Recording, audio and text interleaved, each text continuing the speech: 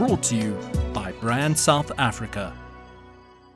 The 2012 World Economic Forum underway in Ethiopia is where we caught up with Philips Oduoza, the CEO of the United Bank for Africa, and we asked him about the banking sector outlook in Nigeria right now. The banks are here to stay. They are quite viable. Everybody has cleaned the balance sheets, and all the banks are being recapitalized. Those that require additional capital, and everyone is very, very strong. The banks are now positioned to create more risk assets, to support the real sector, and to do proper banking. Governance is at its peak, liquidity is very strong, capital adequacy is quite strong. With strict governance now the order of the day, are you seeing international banking players coming in and sniffing around, so to speak, in the Nigerian banking landscape for potential acquisitions?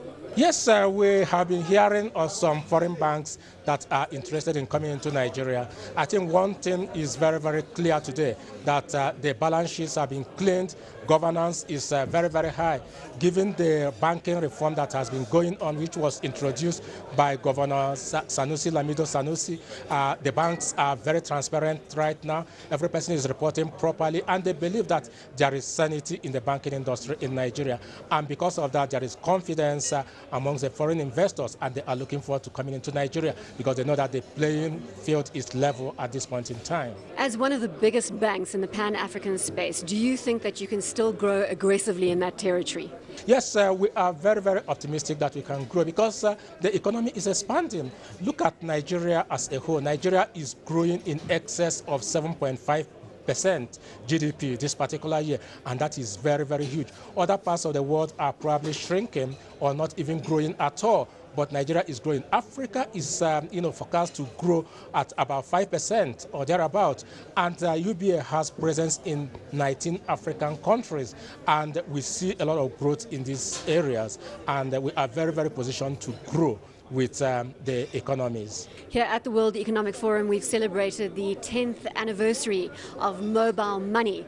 Now, that's a platform that you must be investigating to reach the unbanked population across the continent. Yeah, I'm glad to say that UBA has already launched the mobile money, and it goes by the brand name of AfriPay. We are seeing a lot of subscribers signing on day-to-day basis, and we have seen the volume of activity growing on daily basis.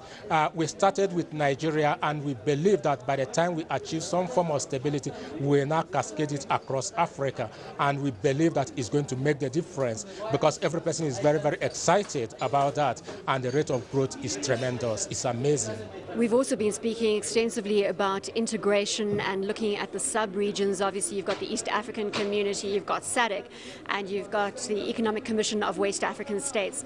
Focusing on ECOWAS, do you think that that is an economic union that is working? It is a union that has a lot of potentials. At this point in time, it's working, but it is not where we want it to be. We believe that as the countries come together and you have more integration, it will become very, very relevant. We've seen the various state governments trying to collaborate, and the most important thing is that we want to bring the trade amongst the various countries, together. We want to draw them together. If you look at the various countries, the trade is mostly in an informal form, and this is where UBA comes in. We are using our outlets in the various countries to integrate trade across Africa. In the sub-region, you've still got 8 separate currencies, effectively. Do you think that we're ever going to see some synergy on the currency spectrum? Yes, we are going to see that. You see, when the European Union started with the euro, they also had disparate, economies and variables. But somehow they were able to bring themselves together.